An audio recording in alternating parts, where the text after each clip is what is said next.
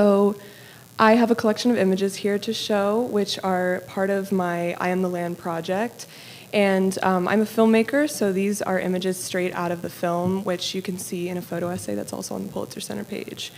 But essentially, what I want to talk about today is the dichotomy of Puerto Rico in the foreign eye and the legacy of colonialism that has defined its place on the national stage and its own climate justice future for over 500 years, and what Indigenous activists and artists, musicians, spiritual leaders are doing on the island and off of it in the diaspora to take control of their own climate future.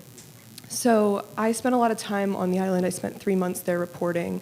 And while I was there, I interacted with a number of different people who live off the land, with the land, and with the nature that surrounds them. And they've been there since their ancestors, They've grown up there. And that's a story that I think starts with cultivating the land, being around the things, the plants, and the animals that make it up. So this is an image that I took in Vieques, Puerto Rico, with an artisan and archaeologist named Daniel Silva. And what he told me was that back in the time of his ancestors, they had trees, they had forests, they had everything they needed, and they had this sort of connection with the land that was very sacred and continues to this day, but in diminishing numbers as developers are taking over on Puerto Rico. And of course, Puerto Rico is a colony of the US still, it's a territory, and so that has always defined the way that Indigenous people there are able to interact with the land, the resources, and how they steward it moving forward.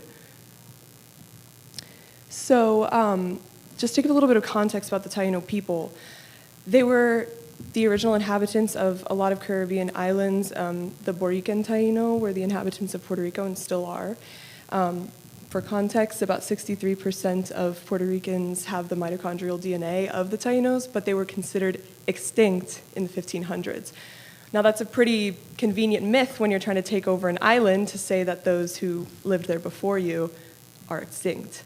So of course we know, both from scholarly research and anthropological research, archaeology, everything like that, that the Taino culture is very much alive, and there are Tainos on Puerto Rico and beyond. And the culture is still very evident. But here you can see, I was in a museum with one of my collaborators, Bo Arani, who's a medicine practitioner, and he's looking at a picture of a representation of his culture that, albeit could be accurate or could be not, but the idea behind it is that it's in the past. And this is a museum at Tibes Indigenous Ceremonial Park, which is a park that people go to tour and talk about history and look at the past and think of it as something that happened before and doesn't continue to happen. But as you'll see through this project, if you explore it, he is a person that goes to that park to connect spiritually with the land, with the ancestors, ask questions, and understand why impactful hurricanes, earthquakes, rising sea levels, and destroying of forests is affecting the island, why these storms are getting stronger. Hurricane Maria in 2017 displaced so many Puerto Ricans and defined the entire island. The entire island was without power. We all know the destruction that has happened to this island, and its people have risen up and they've fought despite these issues. But these things are, to a certain extent, in the eyes of the Taino, they have a reason, and that reason is because they've been taken away from their original connection with the land, and they have been demonized and told that the way that they relate to the land is not something that should be carried on. But it's actually the opposite now that we see the place that has gotten us. So you can move forward. So this is a photo I took at Kaguana Indigenous Ceremonial Park, which is another really important place in the indigenous heritage of Puerto Rico. Now, you can get into this site if you pay the Puerto Rican Tourism Institute $3, which I did, and I took some photos of the petroglyphs here, which are ancient markings left by the Tainos, and this is the symbol for water. And behind it, you'll see the ceiba tree, which is a really sacred tree to the Tainos, and it's considered the tree of life, kind of in a lot of different cultures.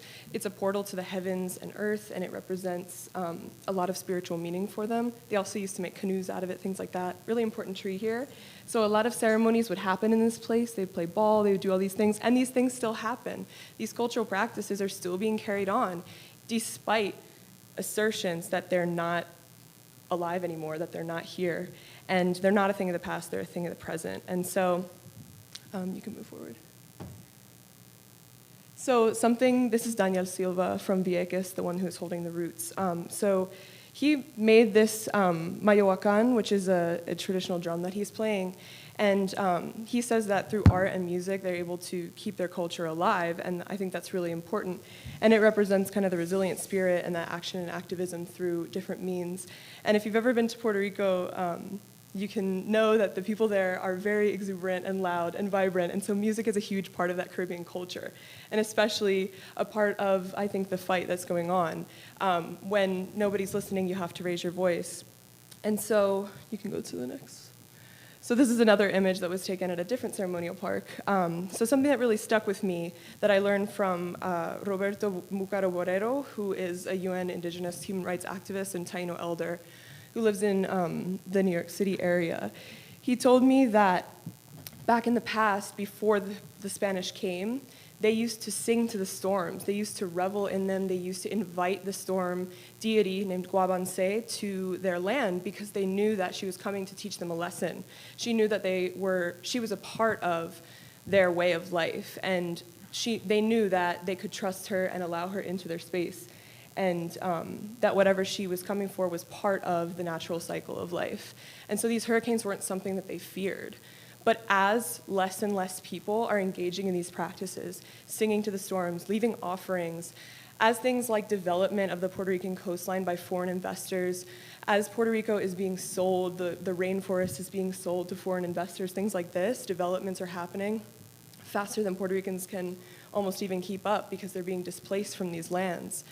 As these things have been happening, as US colonialism is ongoing on the island, for a number of reasons, people sing less. People are rejoicing less in the storms. People are not playing the traditional music as much as they were, but there still are people who are doing it. And this is the kind of cultural heritage that is so connected to the environment that you cannot separate that culture from nature. And that's something that I learned from Isabel Collazo Rivera, who's an archaeologist who works on this stuff. And so when you can't separate culture and nature, it's very clear that these kinds of practices must continue, and these are the people that are continuing them, so that we can imagine a better climate future for Puerto Rico. A better climate future for Puerto Rico is not going to just happen through legislation, because we've been there, we know that things like FEMA, things like the US government don't always have the best interest in mind, and as I heard another panelist say today, those indigenous ideologies have always been demonized. People have always thought of them as second thought, or, oh, that's nice that they're, in connection with the land, but what are we going to do with that on a national level? Well, I'm saying to you here today that through my research and through my reporting, and this is not just a one-place story, this is across the world, indigenous people have been on their lands, they have been telling us what to do, and we haven't been listening, speaking from a non-indigenous perspective. So the moment that we start to open up our ears and listen, especially to the Tainos of Puerto Rico, who have predicted these storms, who have known about them, and they know how to steward that land, that's when we will be able to imagine a better climate future, when we put indigenous knowledge on the same level as modern science, because that's where it deserves to be. That's, in my opinion, through my reporting, how I imagine a better climate future for the world, and specifically in Puerto Rico. So that's pretty much what I have. These images are available on the Pulitzer Center website, as I said, in a photo essay that discusses this more in depth. And the film, I Am the Land, is still looking for a home, but will be released shortly. So if anyone has interest in it, please let me know. It's a really impactful story that I think is important. So, thanks so much, Josie.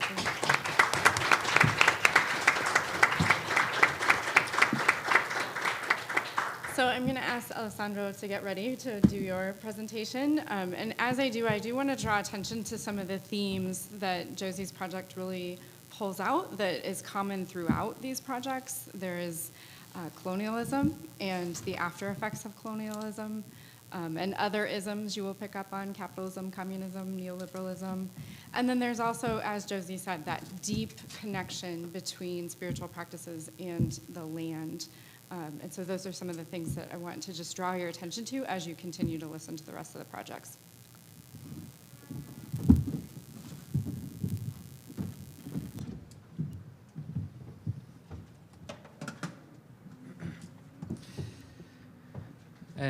Hola a todos, disculpe, yo voy a hablar en español porque en inglés hablo solo hasta el simple present, así que no, como que este trabajo lo he hecho un poco de tiempo atrás, no puedo usar los verbos correctos. Bueno, yo me llamo Alessandro Cinque en italiano, soy un fotógrafo italiano, llevo 5 años viviendo a Perú, a Lima. Como ha dicho Ryan, trabajo como stringer por Reuters, también tengo algunos proyectos personales para otros medios. Con la beca del Pulitzer yo desarrollé un proyecto que habla de cómo afecta el calentamiento global a los alpaqueros. Ahora, los alpaqueros son los criadores de alpaca y viven en las altas Andes, en las altas montañas. Ahora voy a... can I have like a mic?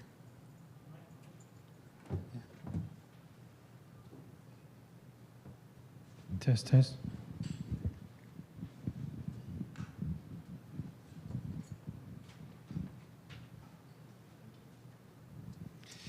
Sí, bueno, entonces yo llevo, como he dicho antes, llevo 5 años trabajando en la Andes, en la Alta Andes, porque empecé a trabajar en Perú sobre un proyecto a largo plazo de grande minería, en el sentido de las minas que tengan en Perú las concesiones da parte del gobierno, intentando de focalizar cuáles son las consecuencias, como decíamos antes, del neocolonialismo y del neoliberalismo en Latinoamérica y en Perú.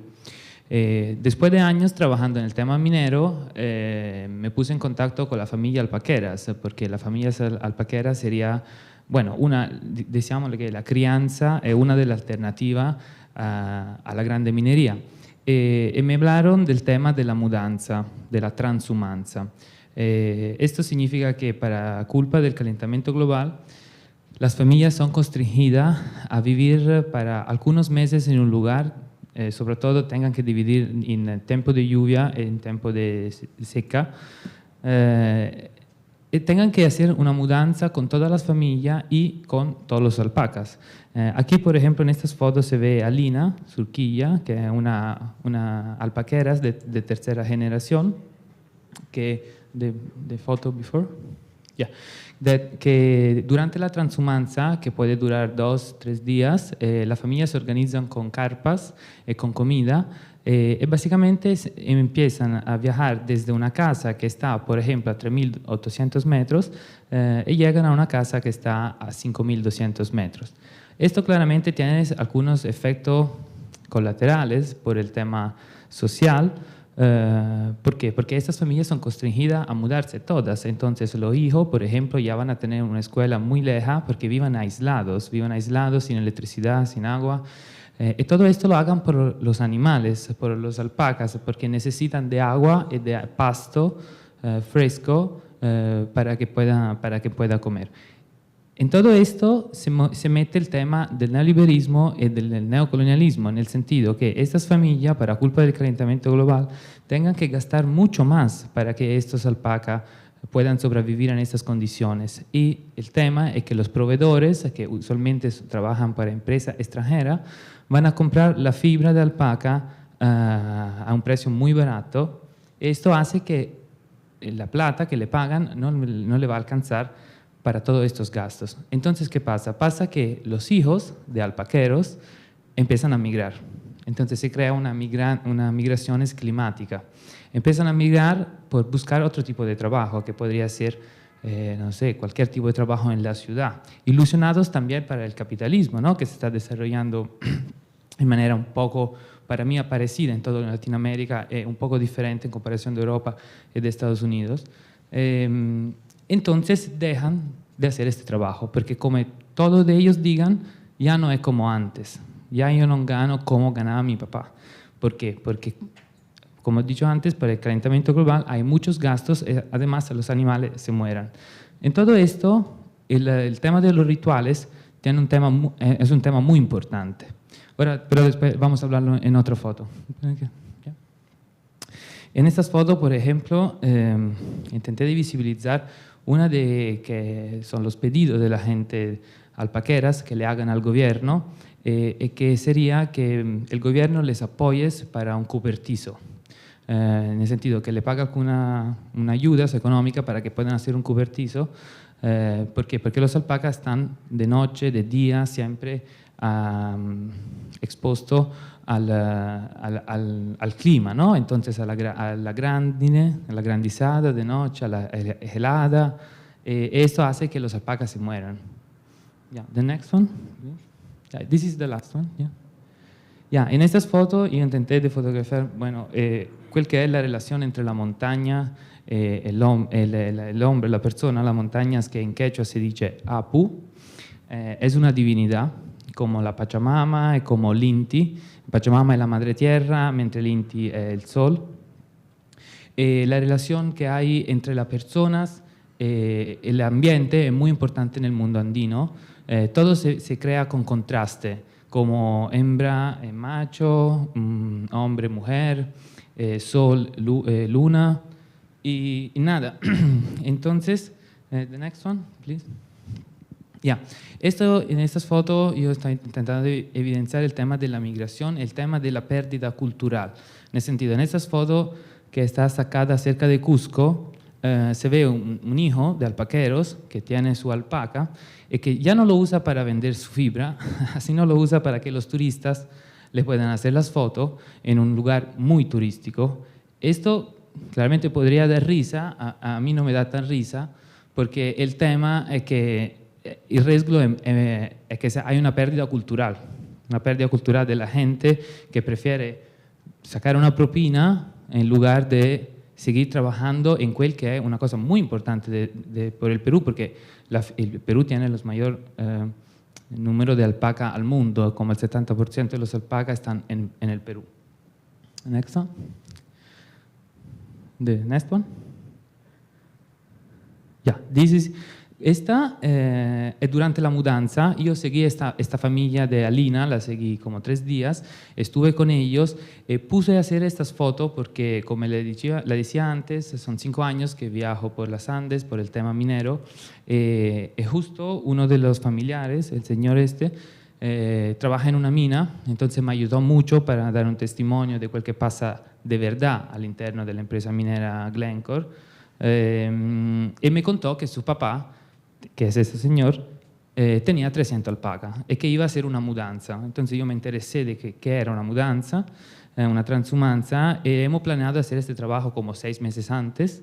Esta es una cosa muy bonita que pasa durante la transhumanza, aunque pensando de la drama que hay para el tema de los alpaqueros, porque la ocasión de la mudanza es una ocasión porque la familia se reúne, en el sentido porque el papá, después que termina la mudanza, se queda en estas casas que llaman cabaña a 5.200 metros, dependiendo de la situación ambiental que encuentra, del lago y todo, y los hijos ya se ingresan al pueblo. Entonces su papá sigue estando solo allá, y de vez en cuando la familia, lo va a visitar. Yeah. Yeah, we can go to the third.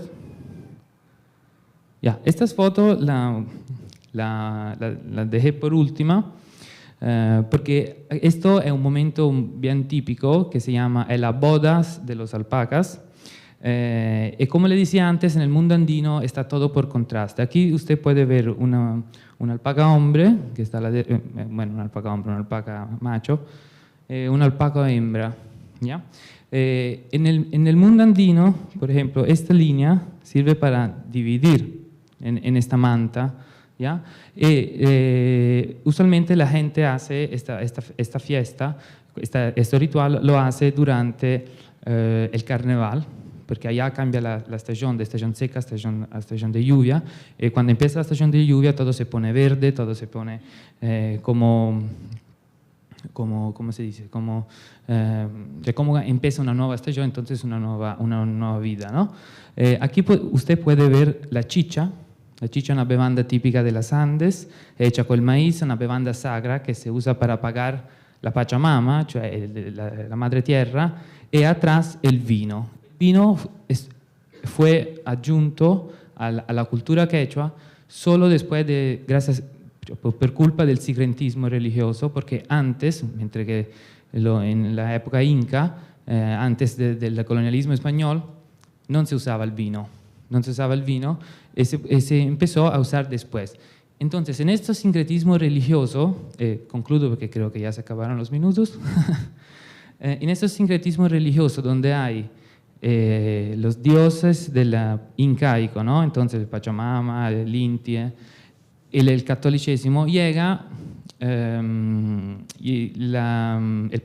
protestantismo, y sobre todo la religión evangelista. ¿Esto qué hace? Hace que las personas se conviertan.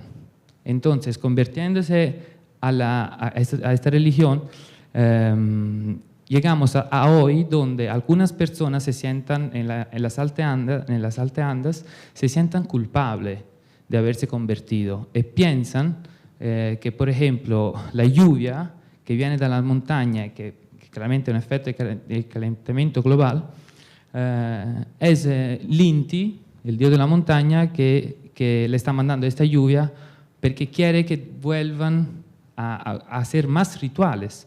Pero el tema es que no pueden hacer más rituales porque la generación, como le decía antes, migra.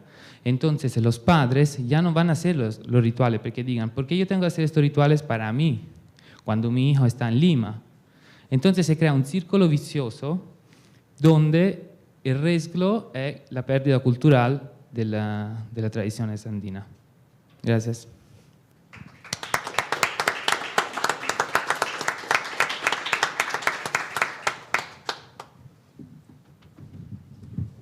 Thank you so much.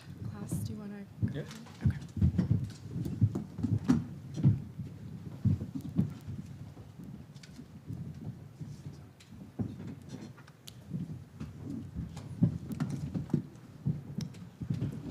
Hello, hello. Okay, yeah. So I'm here to speak a little about a project that I did along with photographer Fredrik Lanneryd, who is a photographer based in Nairobi in Kenya, who is the photographer to the pictures that you will see. So the Pamir Mountains in the eastern Tajikistan, which is where we went to do some reporting with the support from Pulitzer Center in November of 2021, is part of the so-called Roof of the World. It's a spot on the map that is seemingly as open as it is covered by various types of borders. There are political borders, there are geographical borders, there are spiritual borders. But it is also a place which has been severely hit by the climate crisis. It is also a place where cultures find themselves dying due to lack of development, lack of opportunities, and lack of hope, really. And as we speak, there is a political crisis in Tajikistan that has led to the government closing the only road leading to the mountains from the capital of Dushanbe. So the news coming out of Tajikistan is thanks to freelance reporters who work under pseudonyms and at severe risk. So this is a place that is very hard to get to, and that despite years of Soviet presence, was not part of any industrialization, of any big development. It was a place where people lived on and off the land in various ways. And now you can choose. And the work that we did was that we wanted to focus our reporting on the choices, the challenges, and the possibilities that people who live in the Tajik Pamir Mountains has to face and has to follow. And a lot of what is happening in eastern Tajikistan is based in its history, in the soil, and in animal herding. It's about taking care of a heritage where economy, where values, where spirituality and knowledge is passed on through generations to generations. But the world is changing now, and the Himalayas, the Hindu Kush mountains, they are melting in a rapid pace. And at the same time, there are ecosystems that are virtually disappearing. And the consequence to this is that people has to live through really cold winters, really dry summers, and at the side of species dying and just melts away. Now wolves are coming down from the mountains, which they have always done, entering the villages and going for the animals. But now they are coming for the people as well. So there's a real dynamics into that one as well, that people are really on the edge. So for 30 years, Tajikistan has been liberated from the Soviet Union and its collectiveness of driving agriculture, of animal herding. But what has really happened? The Pamirian, which the people is called, has ever since the foundation of the Silk Road been subjected to geopolitical struggles. They have been alone, and at the same time been left to themselves for their own survival. And at the same time, the territory has always been of interest to external forces. The Great Game during the 19th century between the Tsar Russia and the British Empire, and as we already mentioned, during the 20th century with the Soviet Empire. And today, in the 2020s, this is a region from where Russia import a lot of its young soldiers who are sent to the Ukraine war due to lack of opportunities and development in Tajikistan, and especially in the eastern Pamirs. The Afghan conflict was already brewing when we visited this part, because both the Xinjiang province of China and the Afghan borders are not far away, and the Pamir people, they live through their own time zone, which is sort of more intertwined with what's going on in China and Afghanistan than the Tajik capital of Dushanbe. So, having said that, so the horizon at this roof of the world might be spectacular and seemingly limitless, but a storm is brewing, and its impact is yet unknown. And these cloudy prospects, environmentally unpredictable development, and continuous political struggling for power was what led our reporting forward. And thank you so much for listening.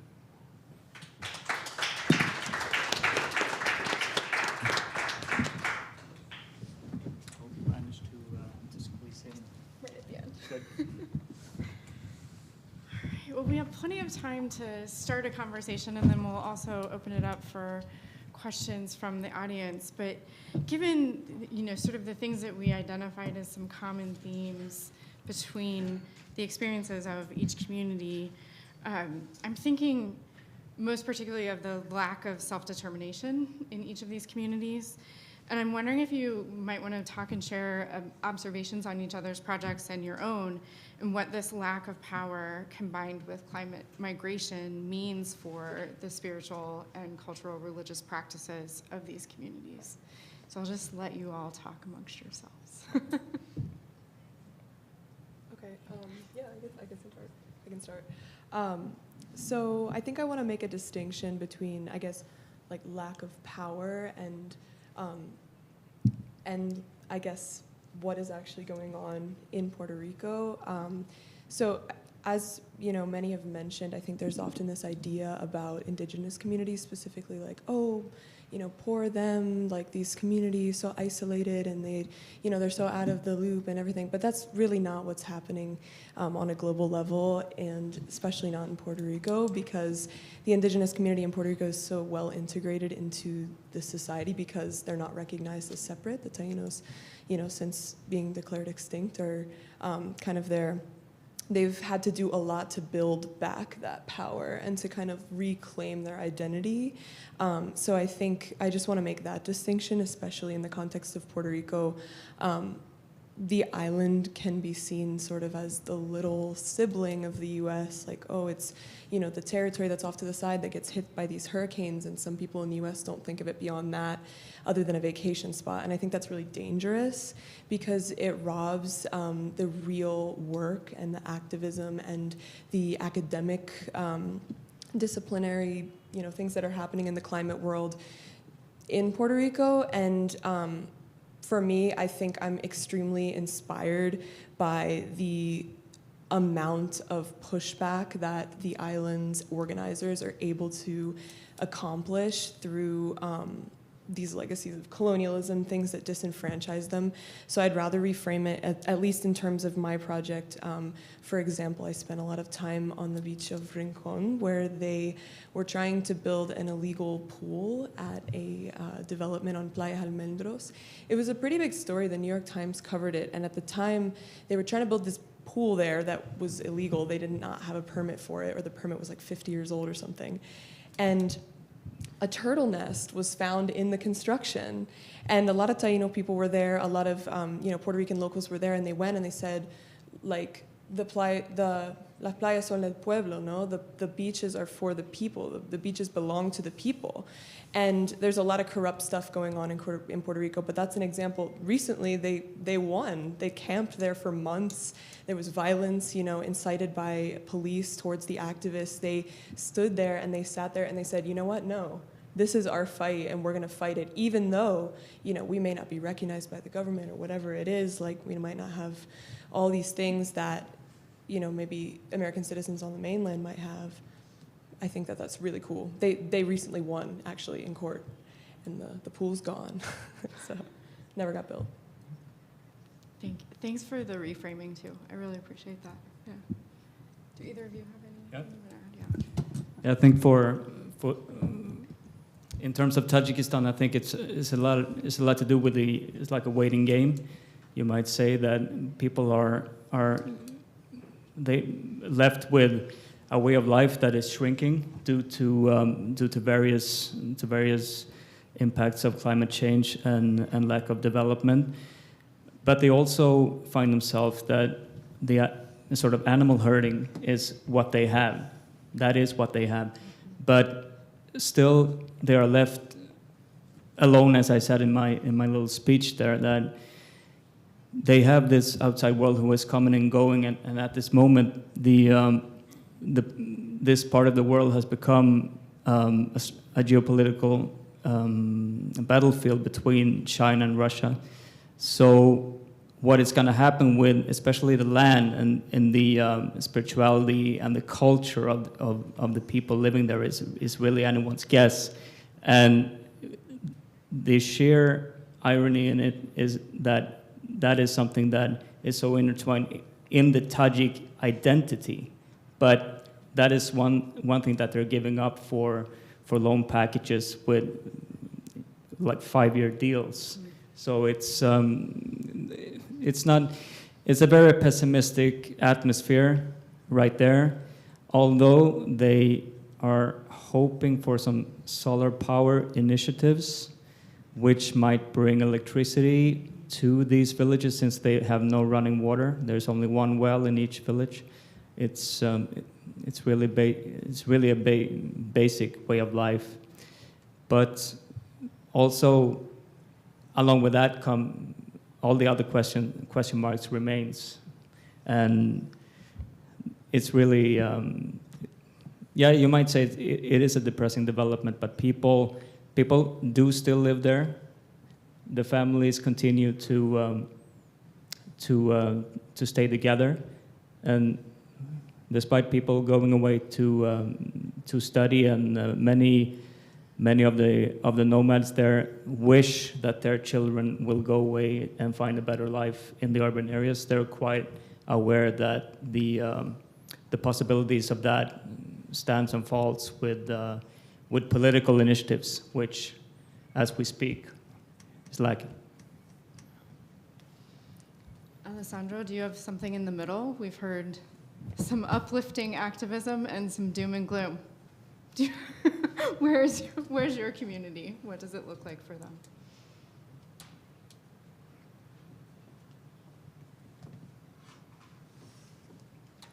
Ya, ahora sentado mucho mejor que en pie. Antes me daba un poco de presión. Bueno, sí, el tema es que, bueno, como decía antes Florence, que habló antes, el Perú es un país muy racista. El racismo se divide desde la capital, que es muy racista, que ve las Andes y también la selva como otro Perú, ¿no?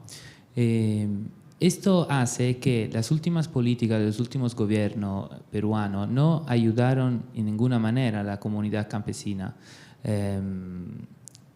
sobre todo después de la constitución que ha hecho, de la nueva constitución que ha hecho Fujimori. Entonces, los alpaqueros son una de las personas más pobres del Perú, porque viven de verdad en condiciones muy difíciles. Los hijos, como yo decía antes, no es que decidan de emigrar, son constringidos a migrar. Son constringidos a migrar y claramente muchos se van en Lima. ¿Esto qué porta? Porta que claramente para migrar no tengan un lugar donde ir. Entonces, por esto que nosotros vamos a ver cómo se desarrolló Lima en los últimos 50 años. Lima ahora hay un montón de invasiones de gente que vive en, bueno, se pueden llamar casas, pero no son casas, casas de madera, en invasiones. Muchas veces tengan que tratar con los traficantes de terreno y le van a dar una ilusión de un título de propiedad de casas que no tengan ni agua ni desagüe. Y todo esto la gente lo prefiere a seguir trabajando con los alpacas. ¿Por qué? Porque, como decía antes, para el tema del neoliberalismo hay muchas empresas que van a comprar fibra a mucho bajos precios, porque saben que la familia andina necesita de un poco de plata, aunque sea poquísima, y tendan a aceptar. Entonces el precio ya no lo hace el alpaquero, lo hace quien compra. El problema es otro, es que además en Perú, desafortunadamente, no se están organizando con cooperativas. Yo, por ejemplo, he hecho un trabajo en Ecuador hace poco sobre el café, el cacao, y veo de cómo la comunidad está desarrollando un tipo de cooperativismo que, por ejemplo, en el tema del café, compran la tostadora ya a turno. La comunidad usa la tostadora para vender ya no el café, sino el café tostado. Esto hace que sube el precio de venta del café. Entonces, para contestar a esta pregunta, yo no veo mucha buena esperanza, honestamente, en los alpaqueros, porque muchos de ellos, muchos hijos que yo hablé de alpaqueros, están vendiendo las crías, están vendiendo los alpacas a empresas multinacionales que lo van a criar ellos, que para ellos es muy barato poder comprar una medicina para afrontar el calentamiento global. Sobre todo es muy barato crear sistema hídrico para que los alpacas puedan tomar agua. entonces esto es el tema. El tema es que el gobierno tampoco ayuda a las comunidades, tampoco ayuda porque no les interesa, porque como vuelvo a decir, Perú es un país bien racista. Hay palabras muy malas para indicar algunos tipos de personas que vengan de las Andes, ¿no? Entonces, para mí es un poco hipócrita, un poco como, no sé, muy malo la idea que todo el mundo, muchas personas conozcan el Perú también por el tema de los alpacas. En el sentido, en la bandera de Perú está un camélide, que es un llama, pero que es de la misma familia de los alpacas. A propósito de llamas, ahora mucha gente está está empezando a criar llama porque a un año de edad el llama pesa como 5 veces más de la alpaca. Entonces me parece un poco, no sé, una pena que aquí en Europa, en los países del primer mundo, nosotros podemos ir a comprar una chompa de alpaca a $500, el alpaquero vendió la cantidad de fibra, no sé, a 16 soles, una cosa así, que son 3 euros. Ya, esto. Yeah, I was going to say, we'll start the Q&A soon. There is a microphone at a stand back in this corner. If you would like to ask a question, please go ahead and start lining up in a queue. But I'm going to leave a few minutes for you all to ask each other questions and respond to what you've been talking about. Yeah, you want to start? Yeah, I was just going to add I think it's my fellow speakers here are talking about when people come together and they make their own initiatives in trying to outline a better future for themselves. Of course, that is happening in the Pamir Mountains in eastern Tajikistan as well. But as far as I have experienced in my reporting as well, it is the women who lead the front in this, who takes the initiative to create something new out of nothing.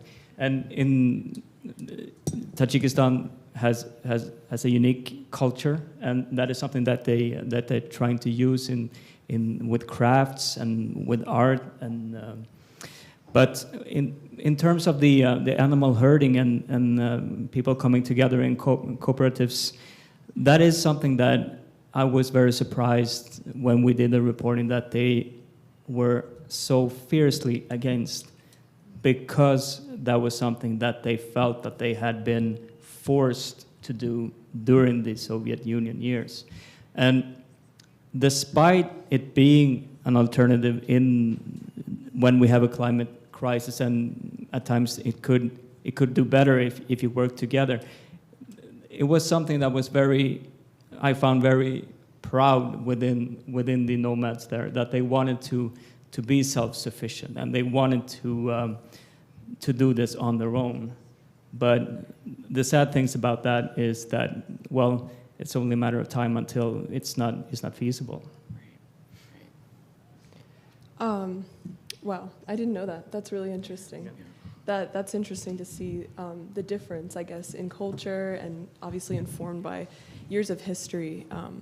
But something that I would say, although all of our stories obviously have extremely nuanced material, which has been really fun to kind of get to know you all through your work and how the intersections have come across. Something that I find as a major intersection, at least I know this is in my work and just listening to you all talk about it, is the people who have the most knowledge, the most ancestral history on these lands are consistently across the world the ones that are the most in danger, I guess you could say, or are affected the most by these issues. Or in other words, those that are on the front lines of the climate crisis are not only often the protectors of those lands and the ones who really know how to steward it and really know what could be going better, or are the ones who are creating the climate future that we all want to see, certainly everybody in this room, I know.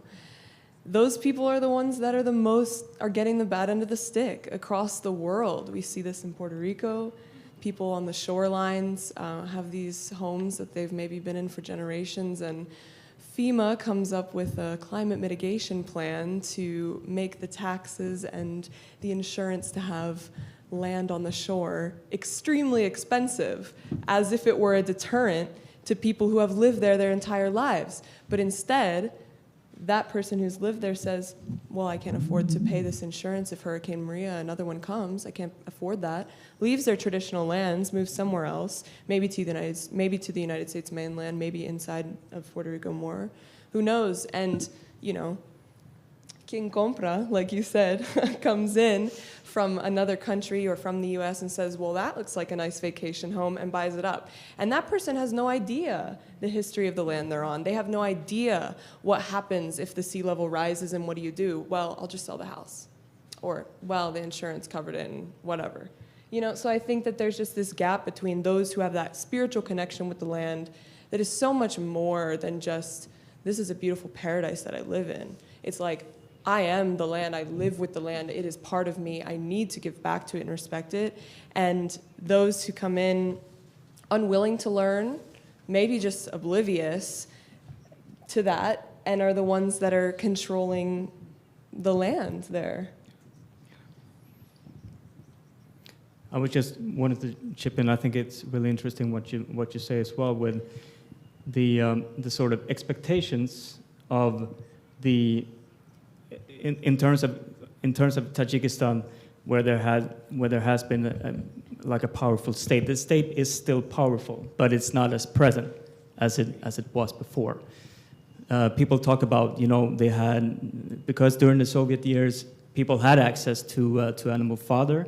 They had insurance, and there were jobs. Even though people wanted to remain faithful to their way of life, they were shipped off to work in constructions, infrastructure, bus drivers, whatnot, and they gave them some kind of experience and some new knowledge that that is so visible today, which is why the spirituality is, I would say, like a modern variant in Tajikistan, but also to say that the expectations for the outside world here in terms of the capital of Dushanbe to come in with big projects is very low.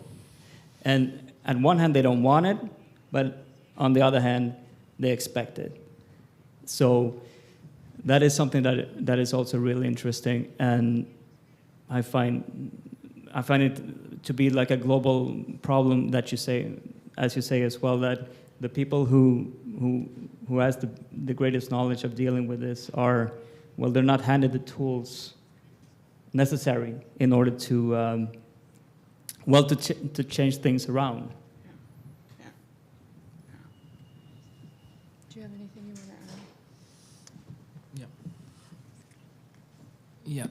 A mí me gustaría agregar también que el problema es que estamos viviendo una época histórica donde nos gusta hablar de globalización, pero de una globalización que es una globalización del primer mundo, en el sentido, es una globalización de nosotros que vamos a comer la quinoa, de nosotros que vamos a utilizar la fibra de alpaca, pero no nos preocupamos de cómo afecta esto en la comunidad indígena. Esto debería tomarnos un poco de conciencia, en el sentido que si nosotros compramos la quinoa, porque todo el mundo quiere comer la quinoa, también tenemos que pensar que la quinoa era un alimento en las Andes que antes se comía como, no sé, como el grano en Italia, la pasta en Italia, no sé, era una cosa común. Esto hace que sube el precio de la quinoa en las comunidades. Entonces, el tema es que yo creo que los gobiernos, en este caso los gobiernos peruanos de los últimos años, deberían de tutelar a las personas que desafortunadamente son más ignorantes y debería garantir los derechos humanos de esta gente contra las empresas extranjeras que van a explotar estas zonas, ¿no? Siempre siguiendo el tema de la globalización, ¿no? de la globalización un poco hipócrita, en el sentido, en Italia queremos la chompa de alpaca y vamos a comprar la alpaca. Bueno, entonces es esto, es que hay un tema de responsabilidad de los gobiernos que deberían. Ahora, por ejemplo, en Perú ganó hace casi un año ahora, Pedro Castillo, que es el primer presidente indígena, ¿no?, del Perú, y ganó hasta el 97, el 98, el 95% en los pueblos, en las comunidades andinas. Pero el tema es que es muy difícil cambiar una idea común que hay en un país que es centrista de la capital. Es muy difícil, entonces ya no se vean las soluciones. ¿Por qué? Porque el problema es sistemático, no es dependiendo del presidente, es un problema sistemático que va al de là del presidente. Esto quería agregar. Thank you all so much. I'm going to open it up for questions. Yeah, if you want to just make sure you use the microphone so we can capture it. Yeah. Yes, thank you. My name is Wahyu from Indonesia. I just want to expand on the last part of Josephine's talk when she mentioned that there is a growing perceptions among some of us or some of the audience that indigenous people is equal to extinction, is equal to backwardness. So how do you, to the three of you, how do you try to challenge or counter that perception? What's the thinking, and can you point out exactly in those projects what part of that in the project that try to challenge that perception and trying to move the conversation forward that indigenous people is the real steward of our future? Yeah, absolutely. So that's kind of an assertion that over the course of this project I've come to really fully believe in with all my heart, is that indigenous people have had it right, and I wish that there was more exposure for that. So that's why I'm extremely grateful for forums like this, where we can elevate these voices and share the stories of those who aren't here. But I guess in my research and reporting, I was able to get in contact with really the only scientist who's working nichely in this field of Taino indigenous knowledge and heritage and archaeology and climate change. And her name is Isabel Rivera Collazo. She's a professor at University California, San Diego. And her work is really what I see as kind of, and I think what many see as a really groundbreaking way of combining not only archaeology, looking into the past at indigenous sites like the one I showed you photos of, looking at these petroglyphs, looking at different things, looking at how indigenous people in the past, before, pre-Columbian, we'll say, before Christopher Columbus came to, colonize everything, looking at pre-Columbian methods, how did they live with the land? Where did they live? Why did they live there? What did they do when there was a hurricane? I spoke to many people who said that the Tainos didn't really worry about the hurricanes because their huts could withstand them, their boyos could withstand them. Things like that, looking at the past, and she says that she uses the past to imagine a better future. And if you think about it, that's really interesting to see someone who is so in connection with the elders of the Taino community. She works directly with them, goes to the island all the time, is from the island, really is living in that heritage. And she was really cool to talk to in terms of imagining that climate future that incorporates super heavily. Like when I talked to her, I said, how do you discern between times when modern science, scientific thought, whatever it is, climate science, and indigenous ideas and knowledge and traditional ancestral practices conflict? I said, what do you do? And she says, well, the indigenous practices and knowledge are always going to win because of what I was speaking about before. You can't separate culture and nature.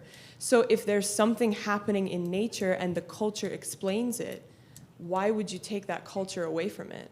For example, one of my subjects, Poarani, he was telling me, before Hurricane Maria, he went into his bathroom and his son was there, and he said, there's lots of ants in here, like the flying ones.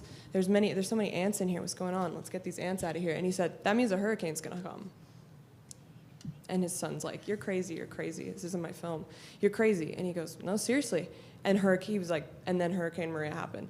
And so to the extent to which you want to, you know, trust in these things and believe in these things really depends on your worldview, because what extent are we believing and trusting in this, you know, the practices that we've already had, because they've led us astray in the past. So I think that when you look at something like that, you know, you could say, oh, he's crazy, and that wasn't correlated, but you could trust him and then talk to him about why he thought that, what taught him that, what is the, you know, way that he was able to recognize those signs. I heard this from many people in Puerto Rico, you know, before Maria, oh, we knew that was going to happen, we predicted it, and we had a ceremony because we were asking for forgiveness, because we stood on the beach and we knew it was coming and we couldn't stop it.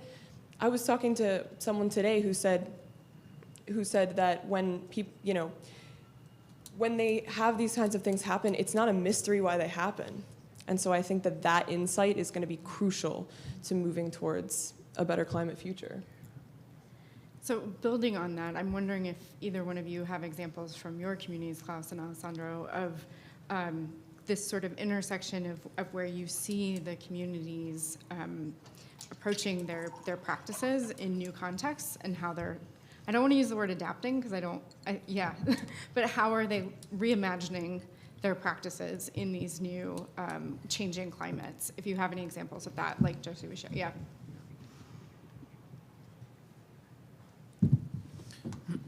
Ya, por ejemplo, el tema es que yo creo que la comunidad indígena nunca dejan de existir, sino cambian, cioè cambian con la sociedad, también con las migraciones, en el sentido, nosotros hay tipo diferente de migraciones. Yo puedo encontrar un migrante climático en una invasión de Lima, hijo de alpaquero, y puede encontrar un migrante climático, hijo de, no sé, de gente que siembra papas, ¿no? Entonces, yo creo que se está adaptando al calentamiento global y creo que los trabajos como esto puedan ayudar a hacer entender, a hacer que esa gente que se encuentra en Lima hoy entiende, ¿no?, de la importancia de su trabajo, el trabajo de su papá, y quiere volver al campo, pero esto es posible solo gracias a una sensibilización del trabajo y dar importancia a este trabajo. Ahora, por ejemplo, el tema de rituales, se ve ya algunos tipos de, claramente no rituales igual que se hacen en las Andes, en Lima, pero ya se ve una aceptación más cultural entre claro, no entre los barrios con ricos, los barrios pobres, pero entre el mismo barrio, sí. Entonces yo creo que es un tema estamos en una temporada de transición. Ya. Me gustaría que la meta final sea que la gente pueda volver al campo y volver a utilizar estos rituales claramente cambiados e influidos con quel que en el medio pasó en la vida de las personas. Esto. Salamat sore Pak, terima kasih for the question. In terms of eastern Tajikistan and the Pamir Mountains, I think the collective identity has always been very well aware that the people, that they are very sort of dependent, not only by the environment, but also that sort of like the way of life, that the circle of life, that it remains intact. But as people say now, it's pretty much walking into a movie out of Yeats's poem, The Second Coming, like the center cannot hold. So, and the sad thing is that the climate crisis in the eastern Tajikistan is both very visible and people do feel it, especially when they walk out and it's 76 degrees below, minus 76 degrees, and they still have to herd the animals and try to make a living. But it's also very abstract. It's something that they cannot relate to in terms of, but they say that a climate crisis is coming, but And it's also very interesting that you say, how do you relate to that as a reporter? I mean, how much are you supposed to go in and describe, put your stamp on what they feel and what choices they make, and is it good, is it bad? I think as a reporter, my intention is always to get out of the way and let the story has its own life. So in terms of Eastern Tajikistan, people have to survive. They have to make a fire. They have to herd the animals. There is no time to escape. There's nowhere to escape. Albeit there is a climate crisis, but they have to survive. And it's really, I find it really difficult to cope with that desperation, that silent desperation, and make good journalism out of it. But I hope that in some way answer your question. But I think it's really important that you approach the people and the environment, and especially when it comes to indigenous people, with large amounts of respect. Terima kasih. It looks like we have a couple more questions from the audience.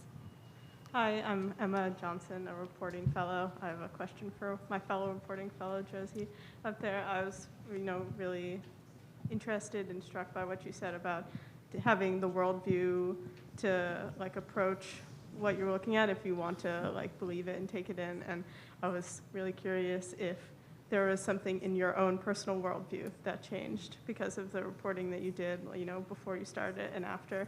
And for any of the panelists, what do you see as the role, or how journalism through print or some other media can help communicate the depth of this spirituality of some of the communities you're reporting with when it's sort of maybe one step removed, How do you think you're still able to communicate that depth, that connection, when your reader or your viewer is not able to see it directly for themselves?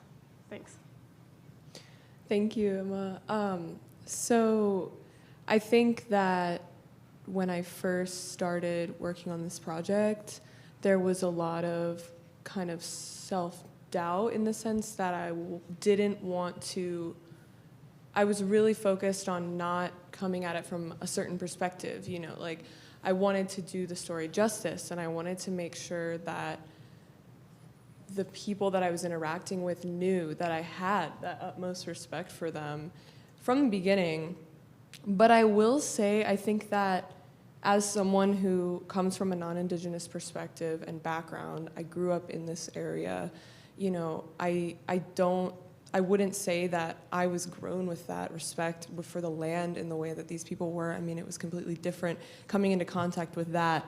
I'd been to Puerto Rico before, and I didn't even know any of this, research that I've done now.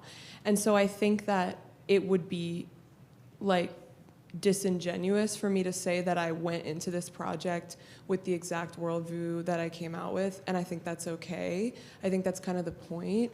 And I went in as a student, right? I was a reporting fellow, fresh out of college, really excited by this story and thinking that, oh, I know about this, the people of Puerto Rico have this spirituality and the connection with the land, but not until I sat in, hour-long interviews, talked on the phone, watched countless, other people's work, read every article on the face of the earth about this, lived in Puerto Rico for 3 months, traveled to, the randomest places that you could imagine, and there's no public transportation in Puerto Rico, by the way.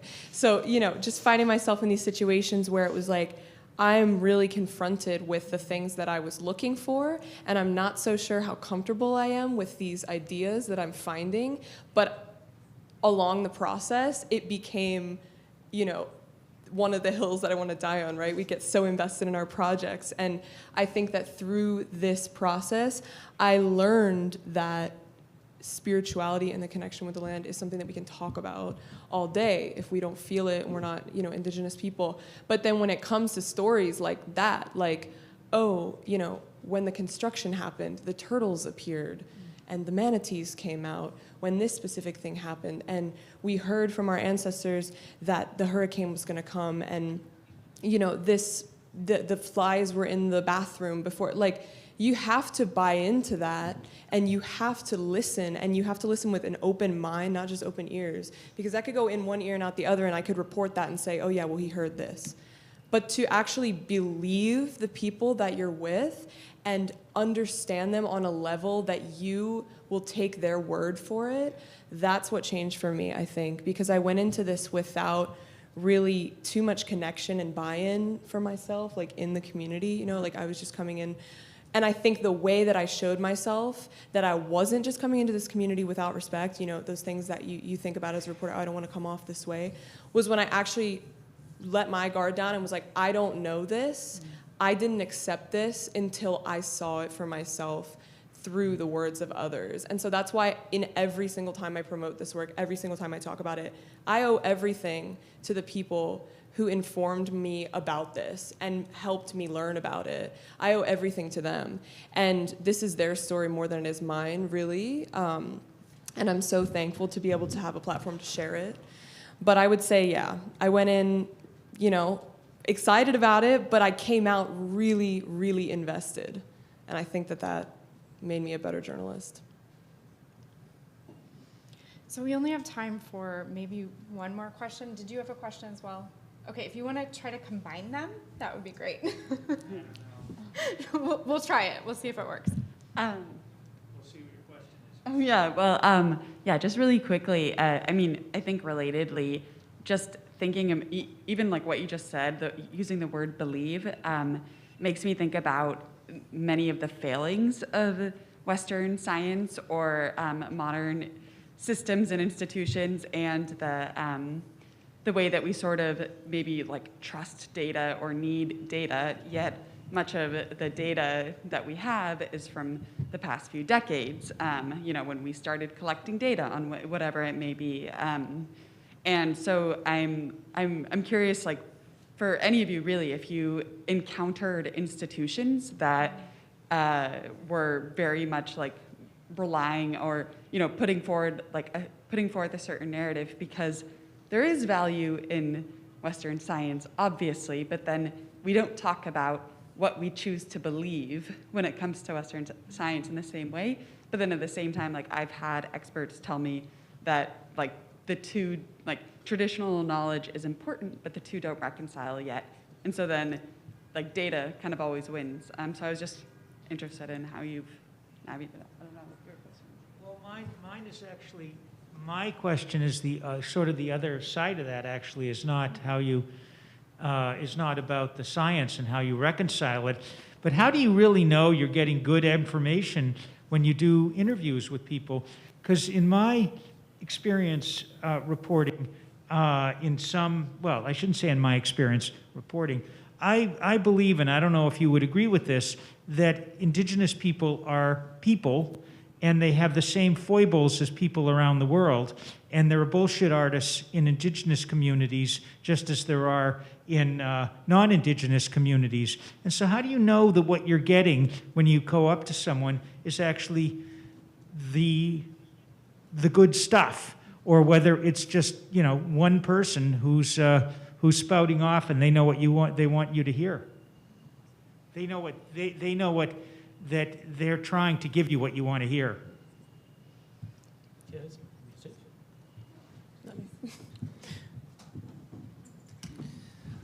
Bueno, por ejemplo, porque son casi 10 años que trabajo en prensa, entonces no es que se una persona me dice una cosa io me la creo, cioè nel sentido, il trabajo de un periodista es quello de chequear la información, ¿no? Trabajar con ONG, trabajar con universidades que te digan los datos, trabajar con todo para que una persona, una intervistada te da un input y después tu trabajo es el de chequear este input y verlo, ¿no? Para la pregunta de antes, sí, efectivamente no hay muchos datos de lo que pasaba antes de 10 años. Y allá yo creo que la diferencia la hace ir en el territorio de manera presencial, empezar a entrevistar no una familia claramente, sino estos son trabajos de meses en ese sentido, son trabajos además de evidencias que yo en primera persona puedo ver. Entonces, bueno, creo esto, ojalá haya contestado. I think it's a fair point to say that you have to be as critical against any kind of fact or assumption that has been presented by people from any form of indigenous group or what have you, as in terms of other forms of society. I think it's just a matter of I don't know, intuition, if that word is okay using in terms of science, but I choose to use it. And also, when it comes to, no, I lost my train of thought. Do you have anything to say? Yeah, I mean, I would just say, I think that question, while it has validity, is also kind of an example, you know, like, would you question something from an institution that has like all these scientists backing it and all these things, you know, all this data? Probably not. Maybe you would, maybe you wouldn't. Just depends on your perspective. Some science is bullshit, you know? As you said, like some people from other communities are just, you know, talking about things that don't matter or they're not actually relevant. But for me, it was really hard to get these people to open up to me. And I think that you don't have a barrier to interacting with people who just want to give you a quote to be in a news story. I feel that you traveled hundreds of miles, you know what I mean? Like we all were really deep in this, and the people that I wanted to get this story from live this every day of their lives, you know? So why wouldn't I trust them? I mean, it comes down to how do you find trustworthy sources? I mean, so I think it's about finding those collaborators in your reporting that you trust and you connect with, and you know are telling you real things. Because, again, I had to track these people down. You know, we all do this in our work. We have to really pursue these stories, and the first person you talk to maybe isn't your source, but the third, the fourth, the fifth, the sixth, you know. Once I got to Puerto Rico, I didn't know any of these people before I went to Puerto Rico. I went to Puerto Rico with a set of sources from off the island. I came to the island, I said, connect me with your sources now. And then I got to them over 3 months. So if somebody who I took 3 months to try to talk to, you know, like trying to get to them is telling me made up stuff, then I don't know, they play the long game, I guess. But yeah, interesting perspective for sure, I would say.